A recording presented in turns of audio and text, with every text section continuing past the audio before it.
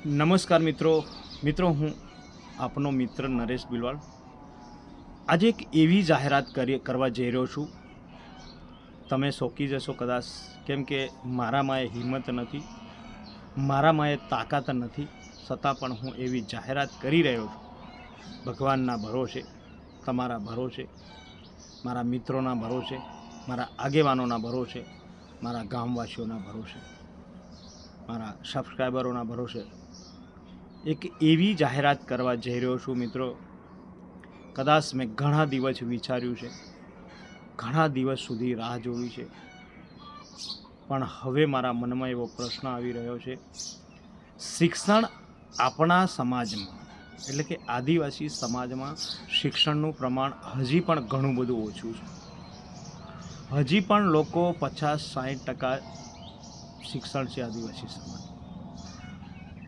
Minimum લોકો 10મા સુધી ભણે છે, 8મા યા 10મા સુધી ભણે છે, પણ એનાથી આગળ ભણતા નથી.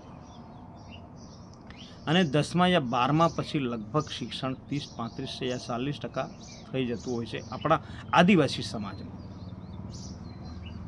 ત્યારે મિત્રો, હું એવું કહેવા માગું છું કે કદાચ તમે કેપેબલ છો કોઈકની સેવા કરવા માટે, તો એવા લોકોની સેવા કરો જે આજુબાજુમાં, તમારી આજુબાજુમાં કોઈક ભણવા માંગતો હોય, કોઈક શિક્ષણ મેળવવા માંગતો હોય, પણ એ કેપેબલ નથી, એ કંઈક કરી શકે એવું નથી, એ ભણી શકે એવું નથી, એ પુસ્તકો લઈ શકે એવું નથી, કપડાં લઈ શકે એવું નથી, તો એની હેલ્પ કરો મિત્રો. તો આજે હું પણ એ દિશામાં આગળ વધવા જઈ રહ્યો છું. મારી પાસે હાલમાં આર્થિક કન્ડિશન એવી નથી કે હું લોકોની હેલ્પ કરી શકું, પણ આ એક નાનકડી શરૂઆત કરવી છે. એટલે અત્યારે નાનકડી શરૂઆત કરવી છે. કેવું થાય છે, કઈ રીતની લોકોનો રિસ્પોન્સ મળે છે, સાથ સહકાર મળે છે, આપણું કામ કઈ રીતનું ચાલે છે એના પર ડિપેન્ડ કરે છે. પછી આપણે આપણા ગામથી શરૂઆત કરી રહ્યો છું મિત્રો, અત્યારે જાહેરાત કરી રહ્યો છું, પછી મારા તાલુકાથી, પછી મારા જિલ્લાથી, આવી અનેક જાહેરાતો કરવાની છે, આવા અનેક સેવાના કાર્યો આપણે કરવા છે. પણ આ એક નાનકડી શરૂઆત મારે કરવી છે અત્યારે. મિત્રો, મારા ગામના જેટલા પણ મા બાપ વગરના જે બાળકો છે, એ લોકોને ચોપડા, અત્યારે માત્ર ચોપડા પુસ્તકોની આપણે વાત કરી રહ્યા છે, પછી આગળ કપડાની પણ વાતો કરશું. માત્ર વાતો નહીં મિત્રો, કપડાં પણ આપણે લઈ આવીશું, પણ અત્યારે માત્ર ને માત્ર એમના પુસ્તકો હું મારા તરફથી, હા, કોઈ મિત્ર ડોનેટ કરવા માંગતા હોય તો પુસ્તકો ડોનેટ કરી શકે છે, યા કંઈ ફંડ ડોનેટ કરવા માંગતા હોય તો કરી શકે છે, નો ડાઉટ. પણ મારા ગામના વિદ્યાર્થીઓ માટે હું પુસ્તકો, જેના મા બાપ નથી અને એ બાળકો ભણવા માંગતા હોય, એને ચોક્કસથી આપણે ભણાવવા છે. એમના પુસ્તકો, જેટલા પણ પુસ્તકો, એ 1 ધોરણથી લઈને કોલેજ સુધીમાં જ્યાં પણ અભ્યાસ કરતા હોય, મારો સંપર્ક કરજો. આજુબાજુના લોકો વિડીયો જુઓ તો એ પણ સંપર્ક કરજો. અને અત્યારથી, હજુ તો સ્કૂલ ચાલુ થવાની વાર છે, પણ અત્યારથી નામ નોંધાવી દેજો, કેમ કે મને વ્યવસ્થા કરવાની સમજ પડે, મને ખબર પડે વ્યવસ્થા કરવાની. મિત્રો, હું આર્થિક રીતે એટલો કેપેબલ નથી કે તમે આજે મને કહો ને આજે હું તમને લઈ આપું. એટલે અત્યારથી વિડીયો બનાવી રહ્યો છું. સ્કૂલ ચાલુ થશે ત્યારે આપણે ચોક્કસથી લઈ આપીશું, પણ અત્યારે તમારે નામ નોંધાવવાના રહેશે. કયા ફળિયાનો છું, તમારું નામ શું છે, જાતિ, નામ, આ નોંધાવવાનું રહેશે. અને એ ખાસ કરીને જેની મા બાપ નથી ને મિત્રો, એના માટે અત્યારે જાહેરાત છે. પછી આપણા ગરીબ વર્ગ માટે, આપણા આદિવાસી મજૂર વર્ગના જે બાળકો છે એમના માટે પણ કંઈક વિચાર કરી રહ્યો છું, ખૂબ જ વિચાર કરી રહ્યો છું. પણ અત્યારે સ્પેશિયલી જે મા બાપ વગરના બાળકો છે, એને ભણાવવા માટે આપણે સહયોગ કરવાની જરૂર છે, આગળ આવવાની જરૂર છે, ને આગળ બાળકોને લાવવાની જરૂર છે. આપણે એમની હિંમત વધારવાની જરૂર છે. એટલે માત્ર પુસ્તકો, અત્યારે માત્ર પુસ્તકોની હું જાહેરાત કરી રહ્યો છું. મા બાપ વગરના મારા ગામના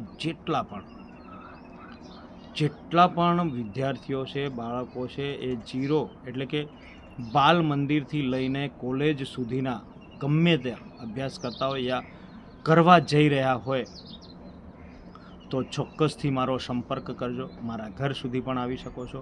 નામ નોંધાવી દેજો અત્યારથી, તો જ તમને મળશે પુસ્તકો મિત્રો. અને મિત્રો આજુબાજુના લોકો પણ કદાચ એમને ખબર ના હોય તો આજુબાજુના મિત્રો પણ કોન્ટેક કરી શકે છે. આજુબાજુના મિત્રો પણ કમેન્ટ કરી શકે છે, અથવા તો આજુબાજુના મિત્રો પણ જોડાઈ શકે છે. અને મિત્રો કોઈક હેલ્પ કરવા માંગતા હોય આવા આપણા ગામના આવા બાળકો માટે, તો હેલ્પ પણ કરી શકે છે. પુસ્તકો ડોનેટ પણ કરી શકે છે, અથવા તો એમનો સહયોગ કંઈક રીતે ગમે તે પ્રકારે પણ કરી શકે છે. મારો કોન્ટેક કરીને પણ કરી શકે છે મિત્રો.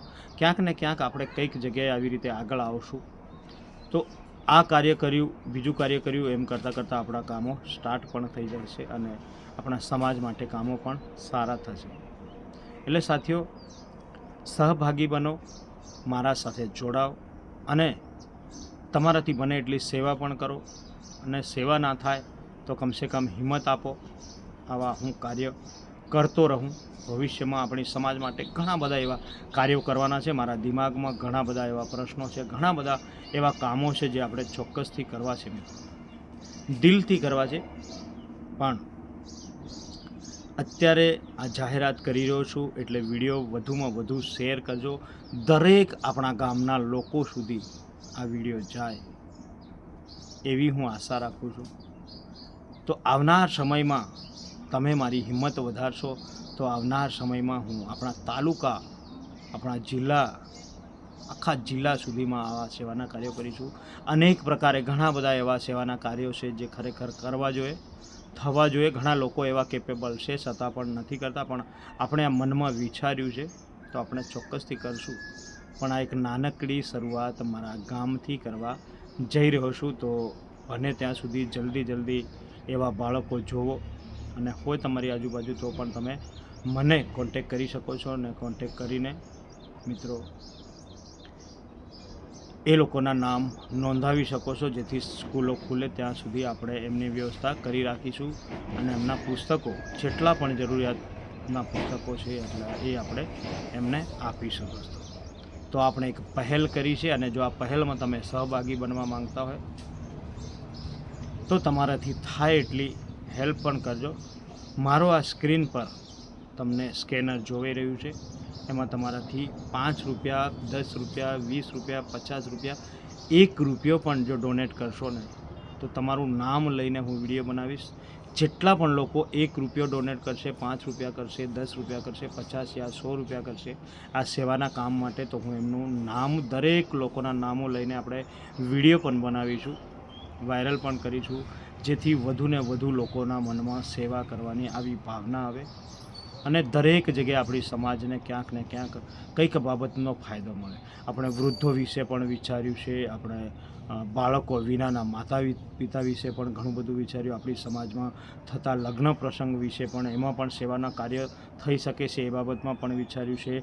આપણે આપણા જ્યારે મરણ સમયે જે ખર્ચ પેટે અને કઈક રીતે શું તકલીફ પડી રહી છે એ મને ખબર છે, એ બાબતમાં પણ આપણે વિચાર્યું છે. આવા અનેક વિચારો મારા દિમાગમાં ચાલી રહ્યા છે દોસ્તો. પણ આ એક પહેલ છે, પણ માત્ર ને માત્ર મારા ગામથી સીમિત છે. અત્યારે મારા ગામથી શરૂઆત હું કરવા જઈ રહ્યો છું મિત્રો, જેથી મને બને ત્યાં સુધી સાથ સહકાર આપશો એવી હું આશા રાખું. અને તમારાથી થાય એટલી હેલ્પ પણ કરજો મિત્રો. અને ક્યાંથી છો એ પણ કમેન્ટ કરજો. અને વધુમાં વધુ આ વિડીયોને શેર કરજો મિત્રો.